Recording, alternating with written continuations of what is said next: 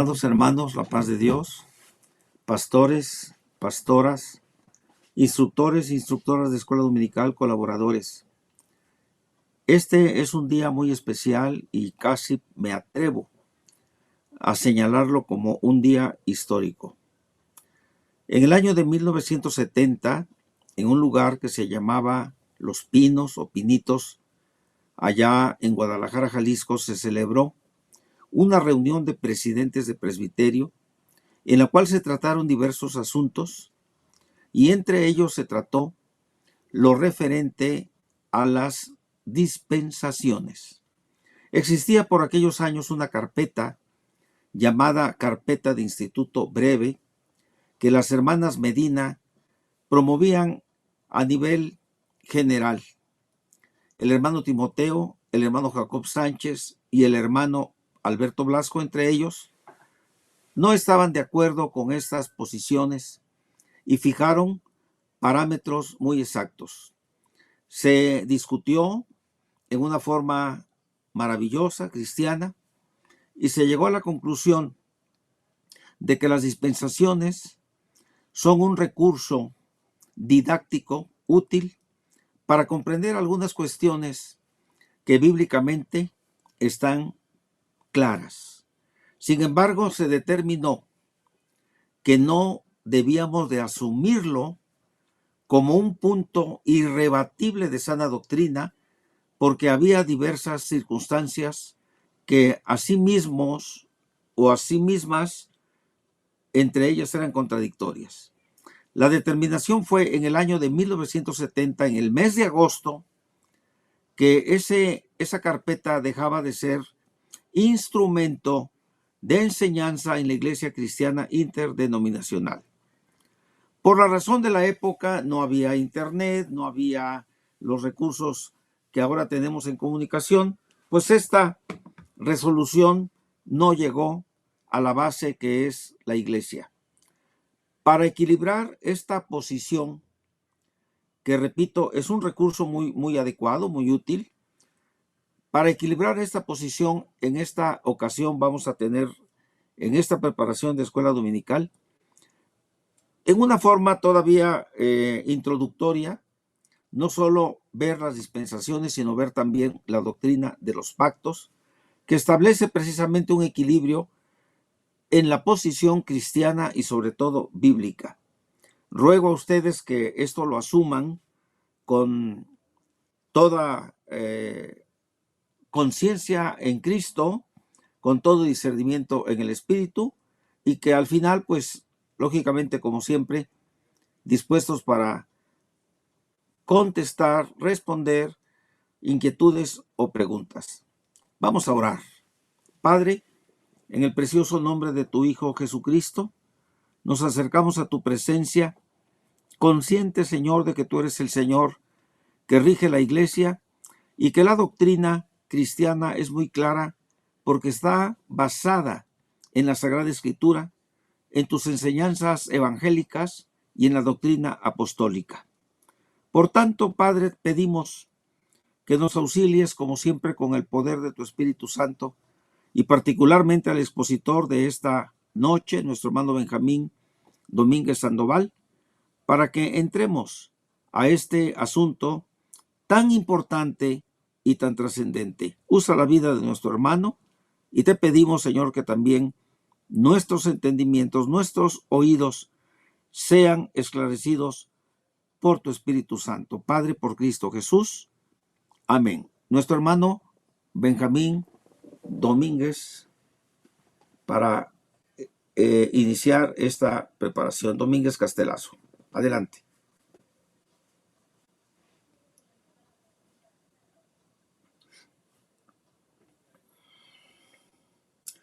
No se oye el hermano. No te escuchas, Benji. Paz de Dios, hermanos. ¿Ahí me escuchan? Listo. Sí, hermano, ya. Gracias, hermanos, gracias. Pues vamos a empezar, vamos a entrar ya de lleno a la presentación. Listo. Surgen varias preguntas entre todos nosotros como instructores de escuela dominical, como pastores, Una pregunta muy recurrente en diversos círculos es, ¿somos dispensacionalistas? Yo recuerdo mucho en una ocasión estábamos los instructores del instituto desayunando y en una mesa continua estaban platicando algunos alumnos y entonces uno de ellos hablaba de las dispensaciones, el otro lo corregía y le decía, pero nosotros no somos dispensacionalistas. Y la conversación se detenía justamente cuando llegaban a la pregunta ¿y por qué? ¿Cuáles son los argumentos de fondo por los que no somos dispensacionalistas? Entonces, en general, pues es una pregunta recurrente. También nos hemos llegado a preguntar si está mal enseñar las dispensaciones, es decir, si un poco hemos señalado que no somos dispensacionalistas, ¿está mal entonces enseñar las dispensaciones? O hemos siempre respondido que no lo somos a ultranza, ¿no? Que no tomamos algunos argumentos de fondo del dispensacionalismo, pero ¿eso qué significa? Que sí, que no tomamos nosotros del dispensacionalismo. Entonces, esta pues presentación que nosotros vamos a dar no pretende ni atacar ni defender al dispensacionalismo. Yo quisiera un poco también aclarar eso. Entonces, nosotros no vamos ni a atacar ni a defender el dispensacionalismo, sino nada más explicarlo para que, por supuesto, todos nosotros conozcamos argumentos de fondo que éste tiene y presentarlo en un sano equilibrio junto con otra postura, que es la postura, digamos, el punto de vista opuesto, que se conoce como hermenéutica de la teología del pacto y que se presentará 3 domingos después, va a darse la escuela dominical el 10, quiere decir que el día 2 estaremos dando esto. Voy a apagar mi cámara por si se detiene un poco el internet y continuamos entonces con la presentación.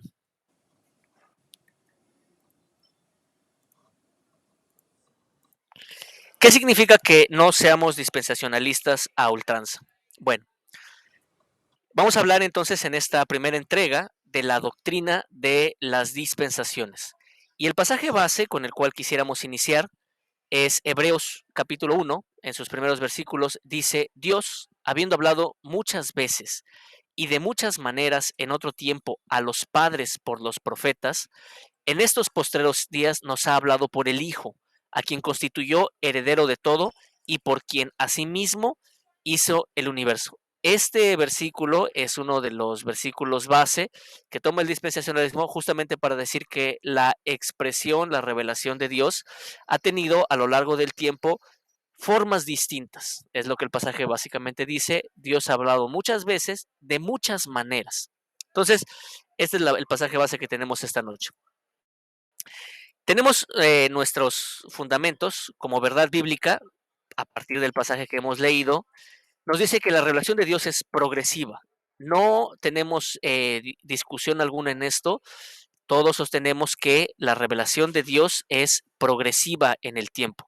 ¿Esto qué significa? Bueno, no es otra cosa, sino que Dios, de alguna manera, en los diversos acercamientos que tuvo con los patriarcas, con su pueblo, con los profetas, de su naturaleza, que nunca la vamos a llegar a conocer por completo, pero ha ido revelando en un esquema progresivo, es decir, ampliando esta revelación hasta un punto culminante que es la revelación de Jesucristo. Es el pleroma de Dios. Él es la expresión máxima de Jesucristo, dice Juan capítulo 1, a Dios nadie le vio jamás, el unigénito Hijo que está en el seno del Padre, Él nos lo ha dado a conocer. Entonces, la expresión máxima de la revelación de Dios, por supuesto que se da en la persona de nuestro Señor Jesucristo. Pero todo lo que se ha dicho antes, inclusive la revelación posterior que encontramos en el Nuevo Testamento, se va construyendo. Eso es lo que queremos decir cuando la relación es progresiva. Se va construyendo, se va ampliando. Y no precisamente digamos que se va corrigiendo, pero sí se va acotando, sí se va formando. Y manifiesta, por supuesto, el plan de Dios con la humanidad. Manifiesta el plan de Dios con la humanidad. Ahora, también aquí quisiéramos hacer una precisión.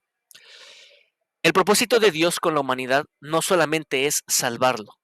Sería muy antropocéntrico que nosotros así lo estableciéramos, que solamente la única razón por la cual Dios se va a relacionar con el hombre es con el único fin de salvarlo. Va mucho más allá. Va a que el hombre lo conozca, va a que el hombre sea capaz de conocerse a sí mismo y conocer su entorno, que el hombre sea capaz de poderse relacionar con su entorno, con su prójimo, con el creador. Entonces, es mucho más que solamente el plan de salvación. Pero bueno, continuamos. ¿Cómo aplicamos esto en nuestra vida? Bueno, como iglesia tenemos que crecer en la revelación de Dios, en discernir el tiempo que nos ha tocado vivir y con fidelidad, lo mismo que con esperanza, creer que las promesas de Dios se están cumpliendo y están por cumplirse. Al momento que estamos dando esto en el mes de noviembre, pues nos encontramos rodeados de varios acontecimientos alrededor de la nación de Israel y creo que es muy pertinente, llega, por así decirlo, en un momento adecuado esta explicación, porque también la postura de apoyo de la iglesia hacia Israel se encuentra fuertemente basada o motivada, aunque en algunos casos exagerada, por el dispensacionalismo. Vamos a continuar. ¿Qué es el dispensacionalismo? Seguramente muchos de nosotros recordaremos este librito que tuvo mucho auge por allá de los años 90, ¿no? El famoso panorama bíblico, ¿no? Que tenía pues todo un diagrama de ese hilo rojo de la salvación y que mostraba pues diversos estudios. Fue un material que se difundió mucho en las iglesias cristianas aquí en México y que justamente motivaba, enseñaba el dispensacionalismo, aunado a que una de las primeras Biblias de estudio, si no es que la primera Biblia de estudio con anotaciones que existió en el pueblo evangélico, fue justamente la Biblia de Scofield. Anteriormente solo las Biblias católicas tenían anotaciones. Esto pues por un rigor de solo escritura, de que la escritura tiene que hablar por sí misma y no permear otro pensamiento en ella. Las Biblias evangélicas no tenían comentarios. La primera o de las primeras Biblias anotadas es la Biblia de Scofield y que también promovía el dispensacionalismo. Entonces, esa es la idea general que todos tenemos del dispensacionalismo. 7 grandes etapas en las que Dios se revela con el hombre: la inocencia, la conciencia, el gobierno humano, la promesa, la ley, la gracia y el reino. Entonces, ese es, digamos, en el imaginario colectivo, la idea que nosotros tenemos acerca del dispensacionalismo. Para nosotros, entonces, el dispensacionalismo o las dispensaciones es un marco de estudio de la línea del tiempo bíblico. Toda la historia bíblica, para facilitar su estudio, la podemos dividir en periodos muy verticales de tiempo, muy marcados: cuál es el inicio, cuál es el fin y las características que definen la relación de Dios con el hombre en ese tiempo. Pero el dispensacionalismo no solo es eso. Y creo que desde aquí es importante señalarlo porque parte justamente de la confusión viene de ahí. El dispensacionalismo no solamente es un método de estudiar la Biblia, no solamente es un método de dividir la historia bíblica en partes. ¿Qué más es el dispensacionalismo? Bueno, el dispensacionalismo fundamentalmente, uno de los pilares que definen una postura dispensacionalista es la relación que existe entre Israel y la iglesia. También el dispensacionalismo es un marco, aunque propiamente los primeros expositores del dispensacionalismo no tocaron el tema de la escatología, es decir, la doctrina de los últimos tiempos. El dispensacionalismo ha definido un marco para poder interpretar pasajes como Daniel 9, pasajes como Apocalipsis. El dispensacionalismo es un marco de interpretación inclusive y que ha tenido muchísimo auge, sobre todo en la parte de profecía. Finalmente, el dispensacionalismo también tiene una fuerte definición acerca de la doctrina de la salvación. Entonces, solamente para decir, dispensacionalismo no solo es dividir la historia bíblica en 7 partes, sino que es estos otros y que son pilares fundamentales del dispensacionalismo. Entonces, todo esto es lo que nosotros definimos como dispensacionalismo. El dispensacionalismo solo es una cara de la moneda. La pregunta clave aquí es, ¿cómo Dios se relaciona con la humanidad? Lo que vemos de manera inmediata es para salvación, pero ya dijimos que Dios no solo se relaciona para salvar al hombre. La relación de Dios no tiene que ver con el hombre, sino con él mismo. Entonces, ¿cómo Dios se relaciona con la humanidad? Se da una revelación progresiva. Por supuesto que cuando Dios se reveló con Adán, no le mostró todo su panorama de salvación y no le mostró, por supuesto, todos sus atributos. Por supuesto que cuando Dios se relaciona con Job, Job tiene una apreciación de Dios. Él llega a decir que acaso recibiremos el bien de Dios y el mal no lo recibiremos de Dios. Es un punto de vista ocasionalista. A medida que la revelación escritural va avanzando, esto se va definiendo, esto se va aclarando, esto se va enriqueciendo. A eso nos referimos con una revelación progresiva. Y hay dos formas de responder esta pregunta. La primera respuesta nos las va a dar el dispensacionalismo, que es lo que vamos a estudiar en esta noche. Dentro de 3 semanas, si Dios nos los permite, vamos a estudiar otro punto de vista, que es la teología del pacto. Ahora, aquí yo eh, adjunto una opinión personal. No creo si en algún otro momento las posturas doctrinales eran muy dogmáticas, contrarias entre sí, y de alguna manera, hasta en algunos casos, ese dogmatismo ha llevado a sectarismo. Es decir, que si otra persona no piensa como yo, si otra persona es dispensacionalista y yo tengo una teología reformada o adopto la teología del pacto, el hermano prácticamente es un sectario, ¿no? El hermano no pertenece al cuerpo cristiano. Y creo que debemos de desechar esa polarización.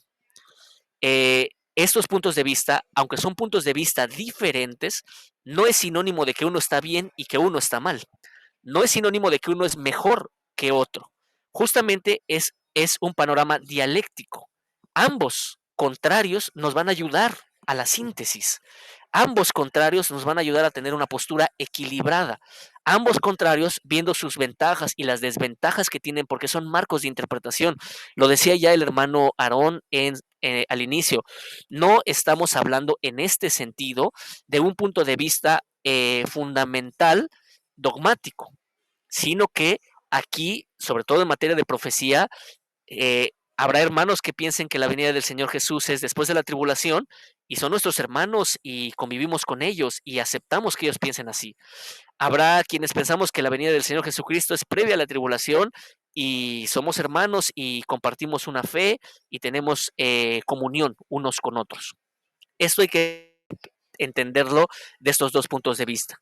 Siempre hemos pensado que el hecho de que nuestra iglesia, su nombre sea Iglesia Cristiana Interdenominacional, a más del contexto histórico de que en el sur de la Ciudad de México convergían diversos hermanos de diversas denominaciones y buscando la unidad eligieron este nombre, en una etapa de madurez de la iglesia, en una etapa de madurez de la iglesia a la que debemos de perseguir y en una etapa de madurez de nuestra enseñanza, tenemos que entender que hoy en día vamos a compartir en redes sociales, en la información que encontramos en Internet, puntos de vista y algunos no van a ser los que siempre hemos enseñado, no vamos a ser en los que hemos sido enseñados, pero entender que es otro punto de vista bíblico, basado, fundamentado en la Biblia y que también son nuestros hermanos y aceptarlos. Inclusive estudiarlos, porque ese estudio nos enriquece, porque ese estudio a lo mejor nos ayuda a quitar algunos sesgos que tiene alguna postura que nosotros hayamos tenido. Avanzamos. ¿Cuál es la historia del dispensacionalismo? No pretendo ahondar mucho en este punto, simplemente vamos a dar pequeños hitos o milestone que ha tenido el dispensacionalismo. El contexto del dispensacionalismo es en 1830, el de los hermanos Plymouth en Irlanda, un grupo de cristianos que apartándose del anglicanismo de la región de Inglaterra e Irlanda, empezaron a hacer estudios bíblicos, empezó una búsqueda de la santidad, una búsqueda de la ortodoxia hasta cierto punto cuasi católica que tiene el anglicanismo, y en este contexto llega un personaje clave en la historia del dispensacionalismo, John Nelson Darby, quien comienza a reunirse con esos hermanos Plymouth y en 1840 hace esta declaración formal de sistematizar lo que se conoce hoy en día como el dispensacionalismo. Darby es conocido como el padre del dispensacionalismo porque es el primero que formula sistemáticamente este nombre, dispensaciones, dispensacionalismo. Posteriormente, él hace varios viajes a Estados Unidos, casi 7 en toda su vida, y es recibido por pastores de un corte reformado, quiero hacer el énfasis, ¿no? Como el pastor Brooks en Miami, como Moody en Chicago, pastores no necesariamente, pues de un corte presbiteriano, ¿no? Bautista. Ellos continúan con esta difusión, sobre todo por el reverendo Moody, un gran evangelista en los Estados Unidos, y así se da parte de la difusión del dispensacionalismo en los Estados Unidos en estas décadas de los 70s y de los 80s.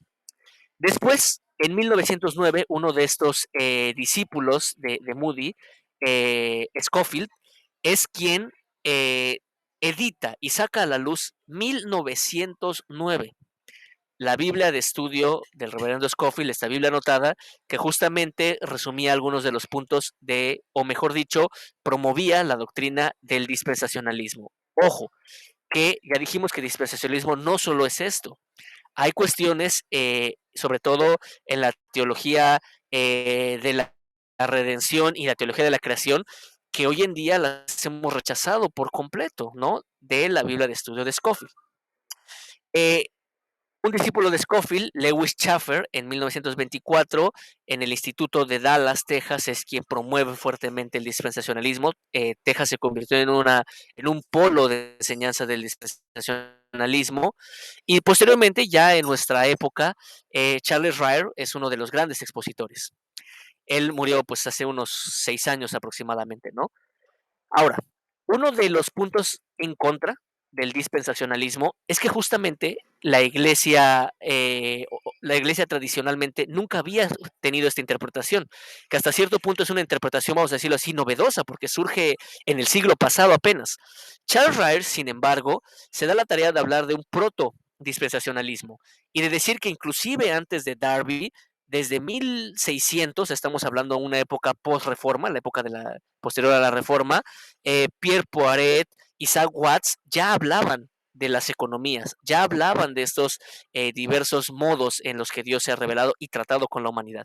E inclusive Charles Ryrie apunta a que en la patrística, los padres de la iglesia, Justino Mártir, Tertuliano inclusive en la edición que tiene Clie de los Padres Apostólicos, el libro quinto es sobre Israel y la iglesia. Entonces es todo un tomo que justamente presenta desde los Padres Apostólicos unos de los pilares del dispensacionalismo, ¿no? Bueno, entonces esto como a manera de la historia. Vamos a entrar a nuestra parte de la enseñanza y vamos a hablar acerca ahora de los principales argumentos que el dispensacionalismo tiene. Usted ha escuchado que un método de interpretación es el histórico, gramático y teológico. Bueno, esta frase nace del dispensacionalismo. Los dispensacionalistas acuñan mucho esta frase porque una de las características del dispensacionalismo es el enfoque literal de interpretación. El enfoque literal de interpretación, hasta cierto punto, salvaguardó o es escogido, es preferido, porque evita que un punto de vista personal o un punto de vista alegórico contamine la interpretación del texto. Sin embargo, y lo hemos dicho en este foro muchas veces, el literalismo no siempre nos ha sido benéfico como iglesia. Un punto de vista demasiado literal de la interpretación de las escrituras a veces nos ha hecho tomar alguna postura sectarista, a veces nos ha hecho inclusive perder completamente el trasfondo del contexto griego, del contexto hebreo, del contexto original de la palabra de Dios. Entonces, el enfoque literal no necesariamente es el mejor, pero caracteriza al dispensacionalismo. El siguiente pilar, ¿no?, de la enseñanza dispensacionalista justamente es lo que conocemos como las dispensaciones o economías, que esto no es otra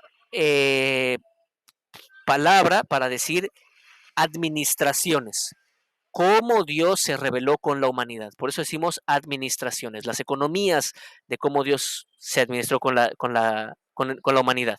Y entonces se habla, el dispensacionalismo claramente, esto pues nos es muy común a todos, no vamos a andar en esto, de 7 grandes economías, 7 grandes formas distintas del trato de Dios con la humanidad.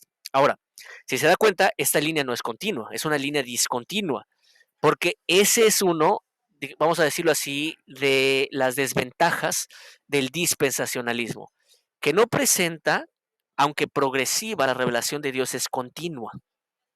Aunque progresiva, la revelación de Dios es continua. Y el dispensacionalismo va a presentar cierta discontinuidad.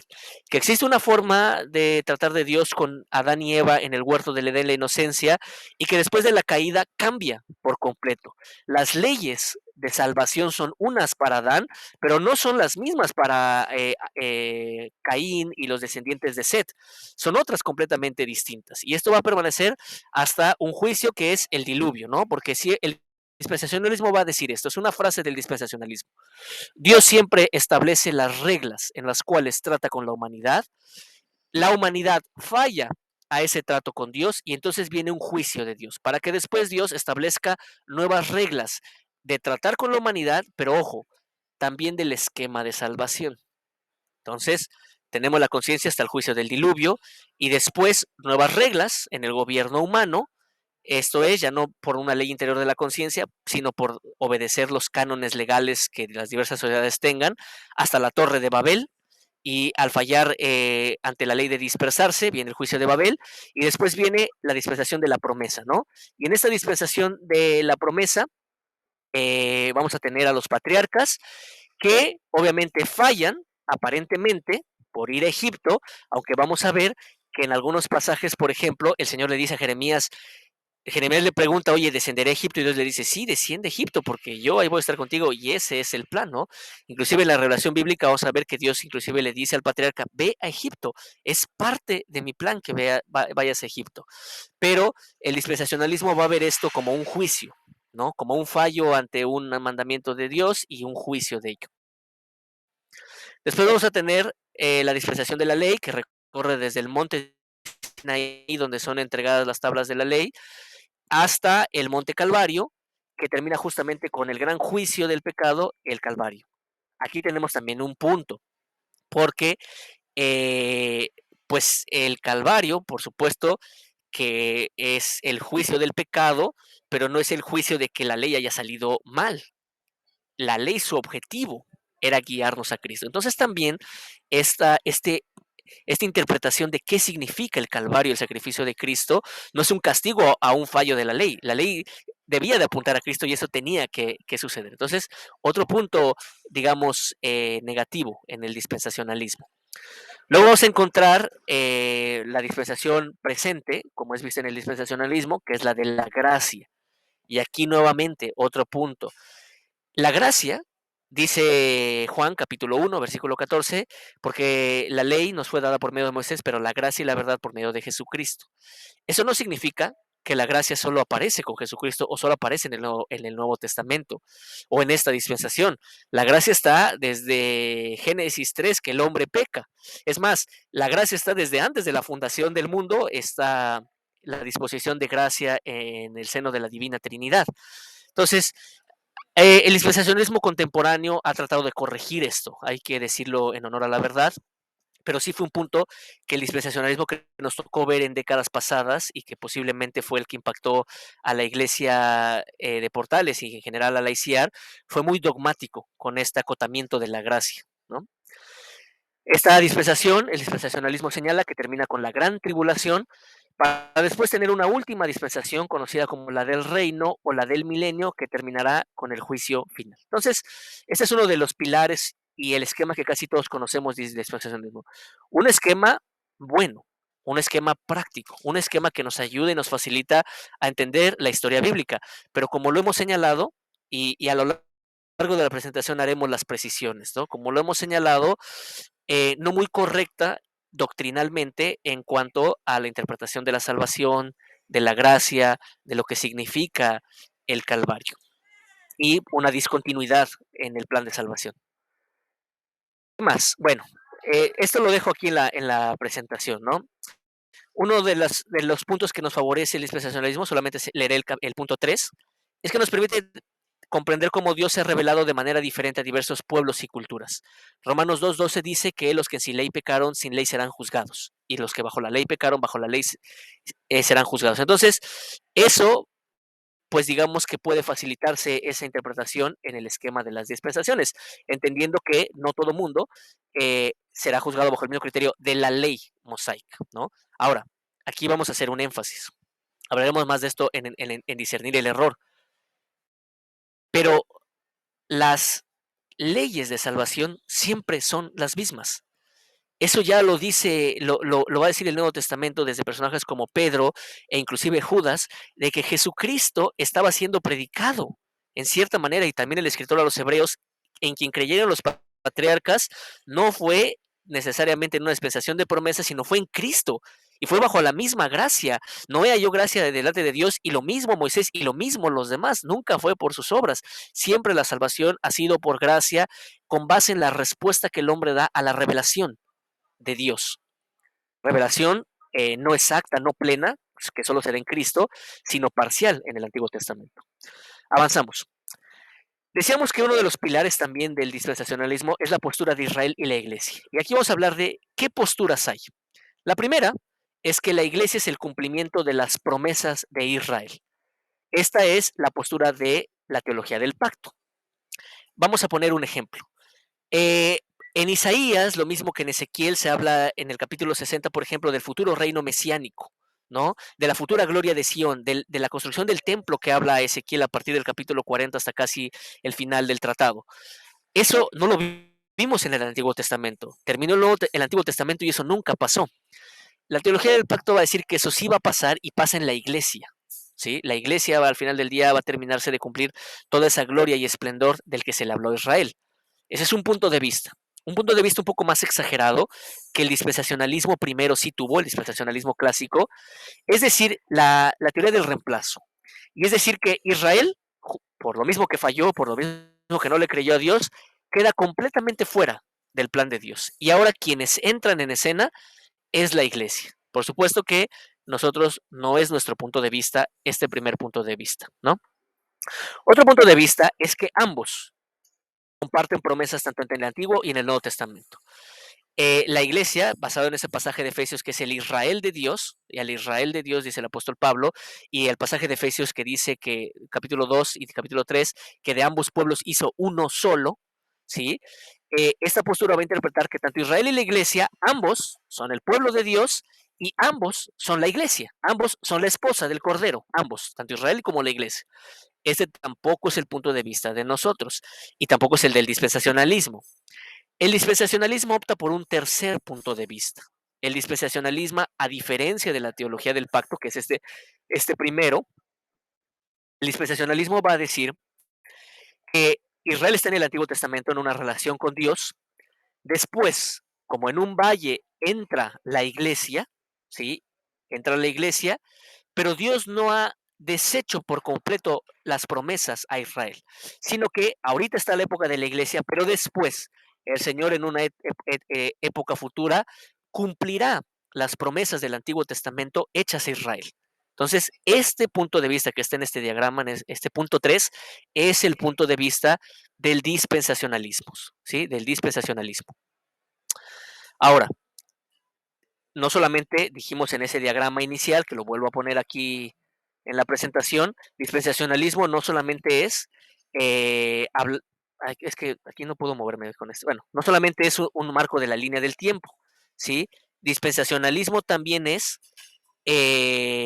todos, una definición de Israel y la iglesia y un marco de interpretación. Déjenme ver si me puedo mover aquí. No, no me voy a poder mover aquí a otra presentación. A ver, lo vamos a hacer de otra manera, para moverme a donde estábamos.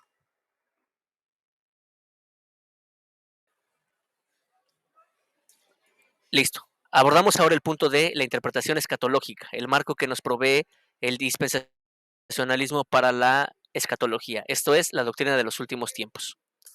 ¿Sí? El dispensacionalismo habla de que la ley termina en el Calvario, en el Monte Calvario, es el periodo de la gracia.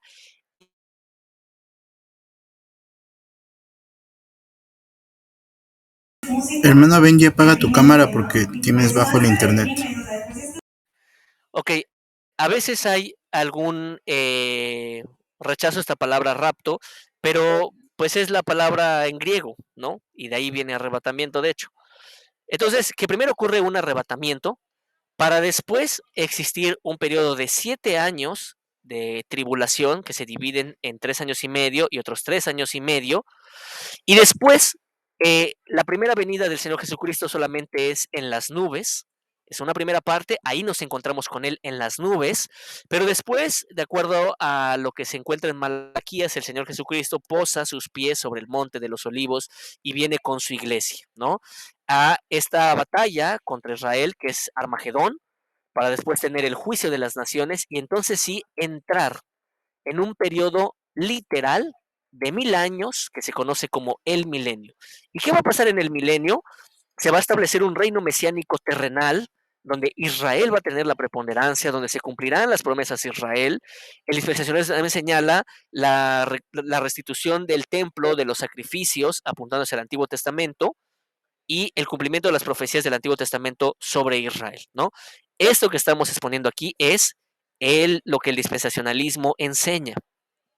Después del milenio, ¿sí? Viene una batalla de Gog y Magog en un sentido literal. Otra vez señalo, mucho de la postura del dispensacionalismo es una interpretación literal a ese pasaje de Apocalipsis. Y después el juicio del gran trono blanco. Entonces, Israel se encontraba en la dispensación de la ley, durante la dispensación de la gracia, la iglesia, para que Israel retome su lugar en el milenio, ¿no? Y ese cumplimiento de las promesas.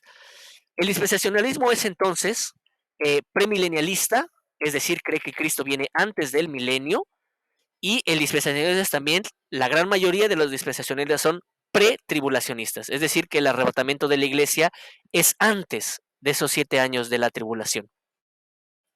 Repito, los hermanos que adoptan la teología del pacto, por lo general son post-tribulacionistas. Y esto no está, pues no es materia de escatología. Lo veremos en el apartado que tenemos en la escuela dominical de profecía, ¿no? De escatología. Y veremos el diagrama que corresponde a la teología del pacto en 3 semanas.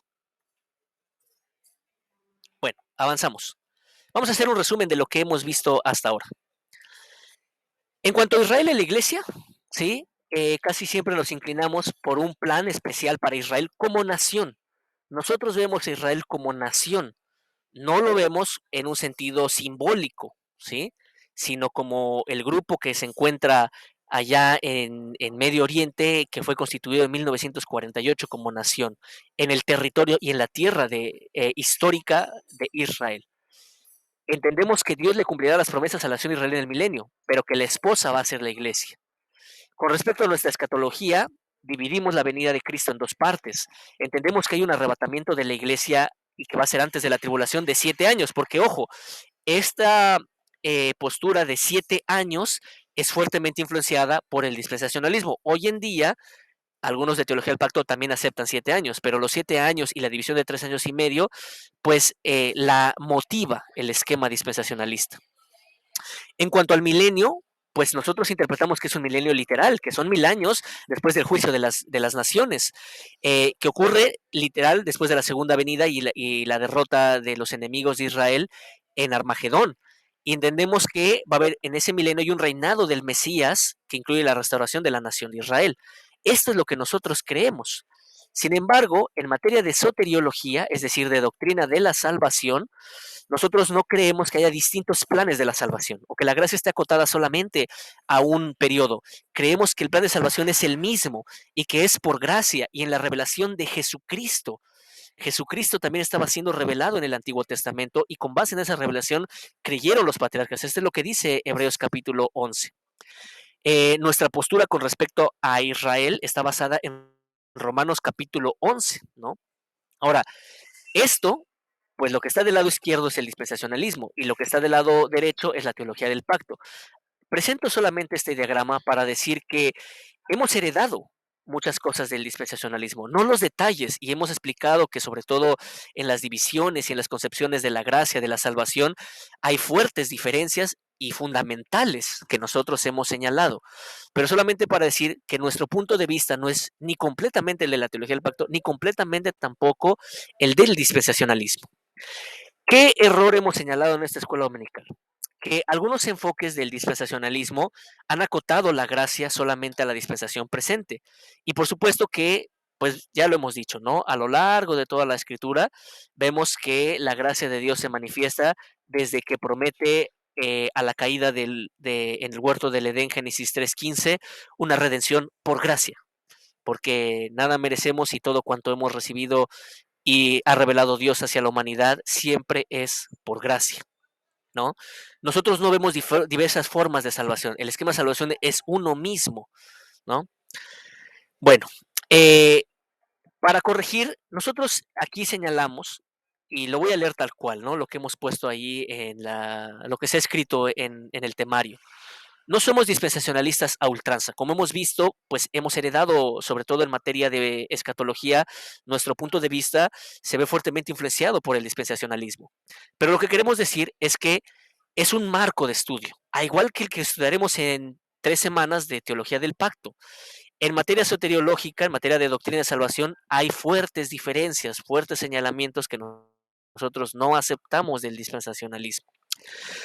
En cada etapa podemos ver también los pactos de Dios. Ojo con esto, los dispensacionalistas también hablan de pactos, no le dan un sentido, vamos a decirlo así, espiritual que se le da en teología del pacto, sino un sentido histórico a los pactos. Pero si algo tenemos en común en ambos enfoques es que Dios se reveló progresivamente a la humanidad a lo largo del tiempo. Eso nos lo va a decir también Hechos, el apóstol Pablo cuando está en el discurso del Areópago de Atenas, que Dios se reveló y no dejó sin revelación a la humanidad haciendo bien. Entonces, todo esto lo aprendemos de ambos enfoques.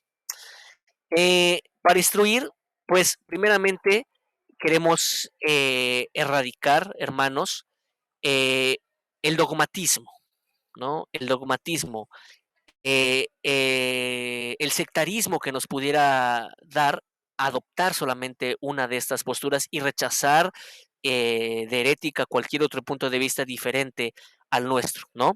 Decimos que es un marco útil, que nos ayuda a entender la historia bíblica, que nos aporta varias cosas a nuestra escatología, pero hasta ahí, ¿no? En materia de salvación y en materia de doctrina tenemos fuertes diferencias. Creo, como lo decíamos al principio, hermanos, que esto nos debe ayudar hacia una madurez en nuestra interpretación, en nuestra postura, una madurez en cómo vemos a nuestros grupos de hermanos que sostienen otro punto de vista, a a la profundización también de conocer otros puntos de vista. Y dejo aquí el... Ah, traigo una bibliografía, sí, me decían que si podía dar una bibliografía al final. Sí, sí traemos bibliografía. Vamos a darla. Sí. Con respecto a la historia del dispensacionalismo, Charles Ryder, en ese libro famoso de Dispensacionalismo Hoy, es muy amplio, es uno de los grandes expositores. Él también tiene un libro de teología y toda esa teología es dispensacionalista. Pero este es un libro muy bueno, este de Larry Crutchfield, de El origen del dispensacionalismo, el factor Dar. En mi opinión es uno de los mejores libros. No sé si está en español, pero es quien se adentra a ver en la doctrina de la patrística trazos del dispensacionalismo, ¿no? En cuanto a doctrina, pues Lewis Sperry Chafer tiene un libro tal cual de dispensacionalismo y la teología de Charles Ryder también. Puse algunos links. Recientemente este ministerio Byte sacó este video acerca de la postura de la iglesia hacia Israel y habla del dispensacionalismo básicamente, y hay un artículo en Coalición del Evangelio del dispensacionalismo. Entonces, creo que es una bibliografía bastante amplia para conocer, digamos, no las 7 etapas pues se han predicado ya muchas veces, pero para conocer, digamos, los puntos de doctrina o teológicos del dispensacionalismo. Y si no hay algún punto más, dejo el lugar a mis hermanos y para que abordemos las preguntas. Yo termino con esto la presentación, hermanos.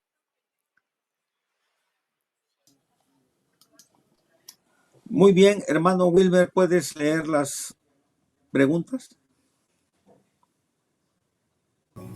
Sí, hermano. Adelante con la primera. Dice José Arturo Huerta González. Algunos argumentan que como el dispensacionalismo es reciente respecto al premilenarismo clásico, carece de veracidad sobre lo que ha creído la Iglesia a lo largo del tiempo. ¿Es correcta esta apreciación?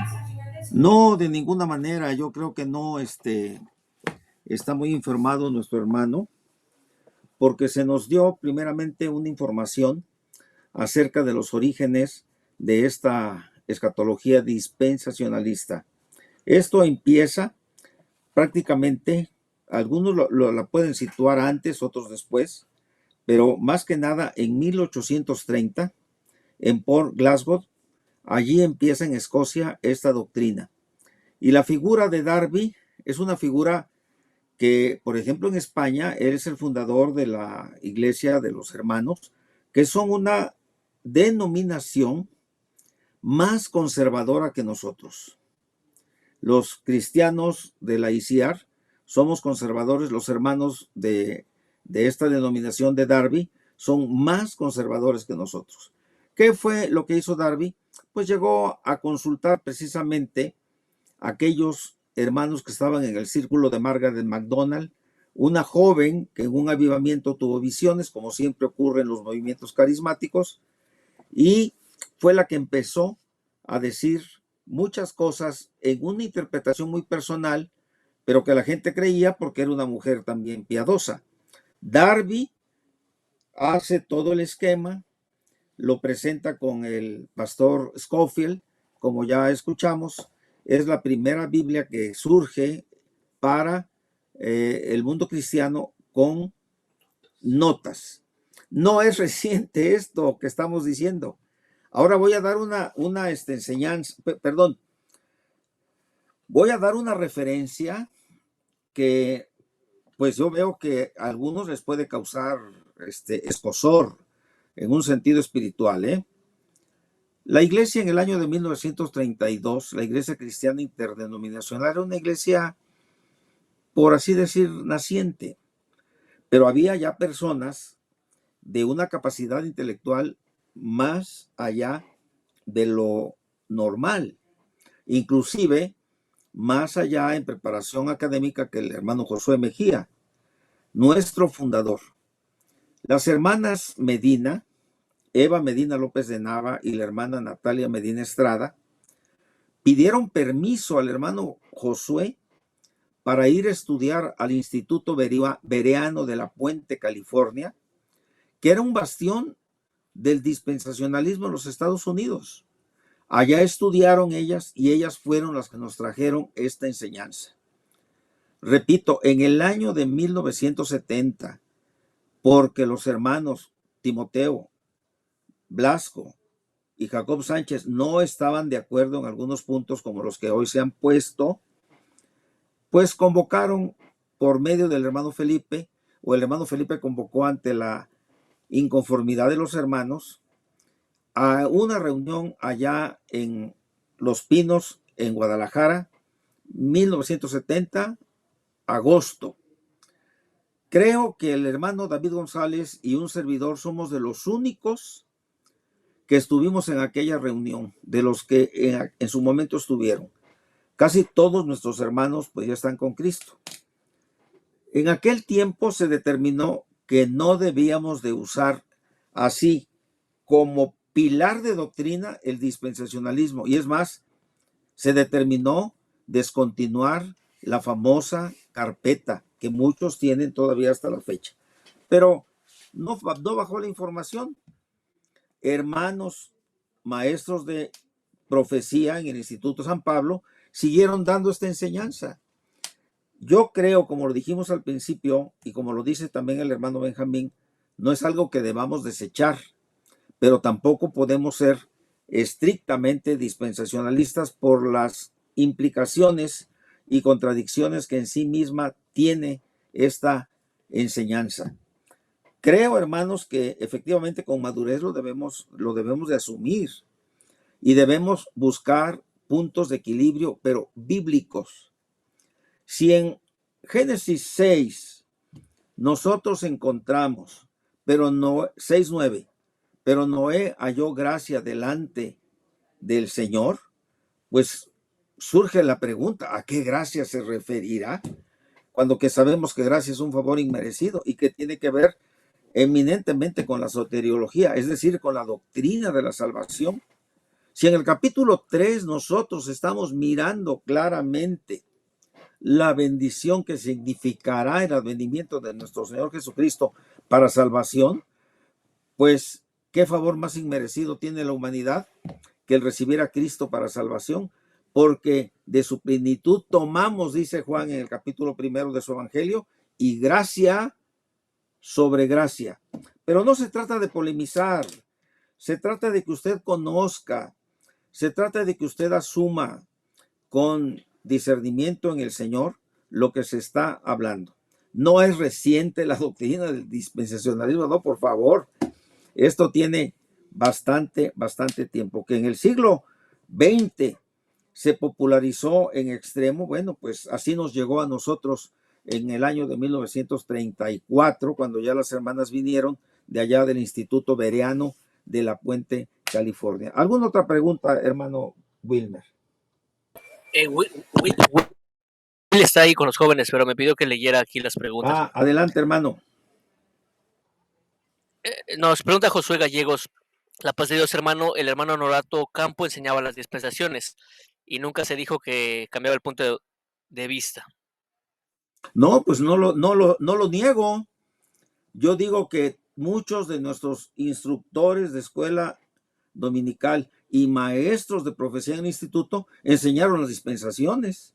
No lo niego, pero repito lo que está dentro del marco histórico de la iglesia y del cual nosotros somos testigos. ¿Alguna otra pregunta? Creo, pues Alberto Martínez nada más pregunta si ya cambió lo que se nos enseñó. Y Otra piden vez. bibliografía, que la hemos ya compartido. Otra vez no.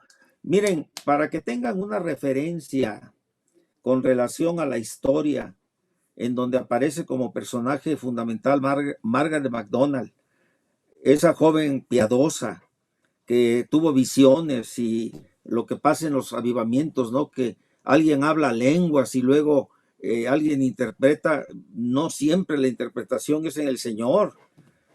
Para que alguien tenga una referencia bibliográfica, recomiendo mucho en el curso de formación teológica evangélica el volumen 7 de José Grau, de editorial CLIE, que a partir de la página 161 nos habla de Margaret MacDonald, nos habla de John Darby, nos habla de la expansión de la nueva doctrina, y esto lo pongo así con señal de entre comillas, pero esto que la Cueva compiló, pues no tengo aquí a la mano, o no, por la premura aquí del momento no lo encuentro, pero esto está escrito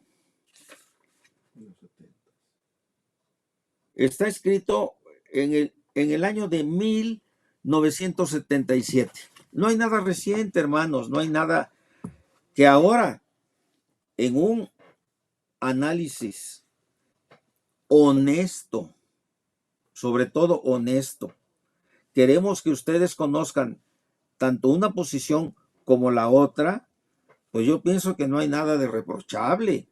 Simplemente que nos falta conocer todavía lo otro para que con el Espíritu Santo tomemos una posición, pero sobre todo que esa posición sea bíblica. Porque hay verdades pétreas que no se van a mover, pero hay verdades escatológicas que son opinables y que los hermanos premileniaristas, entre los que yo me encuentro, asumimos, pero que otros hermanos, inclusive amilenialistas, no sustentan. Pero como dijo el hermano que tuvo esta preparación, son nuestros hermanos y esas cuestiones no son fundamentales para la doctrina de la salvación. La doctrina de la salvación está en el sacrificio vicario de nuestro Señor Jesucristo. Otra pregunta, hermano. Son todas. Bueno, pues yo espero que con madurez y con el auxilio del Espíritu Santo asumamos nosotros lo que tengamos que asumir. No estamos en contra de nadie, tampoco las figuras tan relevantes de nuestros siervos de Dios que nos antecedieron, las estamos demeritando, no. Fueron ellos completamente sinceros y leales a su momento. Y en este tiempo, creo yo que debemos ser nosotros también honestos. El literalismo efectivamente es un sistema que, solamente por citar algo, pues ha causado problemas. Cuando el Papa llegó a Cuba, el anterior Papa, el pueblo cubano quiso de alguna manera manifestar su repudio al régimen cubano y en una forma literalista le dio la bienvenida al Papa y ponía en carteles, en mantas, Welcome Potato, porque en inglés papa, pero papa tubérculo, se dice potato. Y a veces nos pasa eso a nosotros en la literalidad. Como escribe Luciano Jaramillo, como lo llegó a mencionar nuestro querido hermano Tepox, el literalismo es útil, pero es mejor el discernimiento por el Espíritu Santo para que comprendamos bien las verdades que son inamovibles, las que están en la palabra de Dios. El Señor les bendiga, pero creo que el hermano Jaime quiere decir algo y si no, pues que Él nos guíe en la oración final. Adelante, hermano Jaime. Gracias, hermano, la paz de Dios. Definitivamente yo creo que para algunos va a ser un poquito difícil porque, pues como en mi caso, los 3 años del instituto los tomé con el hermano Norato, estuve 10 años colaborando con él y lo escuché muchas veces dar estas enseñanzas muy puntuales. Y todo esto nosotros lo aprendimos en un pequeño manualito que él tenía, que él nos dio. Eso era todo, eso era toda la bibliografía, esa era toda la información, ese pequeño manualito que él nos proporcionó. En esta ocasión, pues estamos yendo a los teólogos, ¿no? A las teologías que se han escrito en diferentes momentos, en diferentes enfoques, y lo que estamos haciendo es ampliando nuestro conocimiento. Y como ya lo dijo usted, hermano Aarón, toca que oremos para que el Espíritu Santo de Dios nos dé el discernimiento en base a su palabra. Pues, hermano, pues si no hay más, oramos. Oramos, hermano. Vamos a orar, hermanos. Padre nuestro que estás en los cielos, gracias te damos en esta noche por esta preparación de escuela dominical. No es la idea polemizar, no es la idea controversiar, tú lo sabes.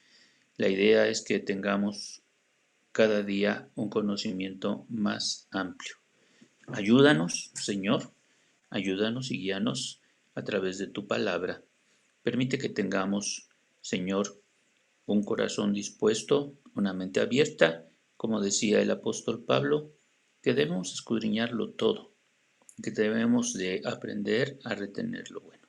Padre, toma en tus manos la vida de cada uno de los expositores de esta clase y que sea una bendición para la Iglesia en todo lugar donde se exponga. Por Cristo Jesús te lo rogamos. Amén. Amén. Paz de Dios, hermanos. Que el Señor les bendiga, hermano Wilmer, hermano Benjamín, hermano Jaime. El Señor Igualmente, está con hermano, nosotros. la paz de Dios. Paz de Dios.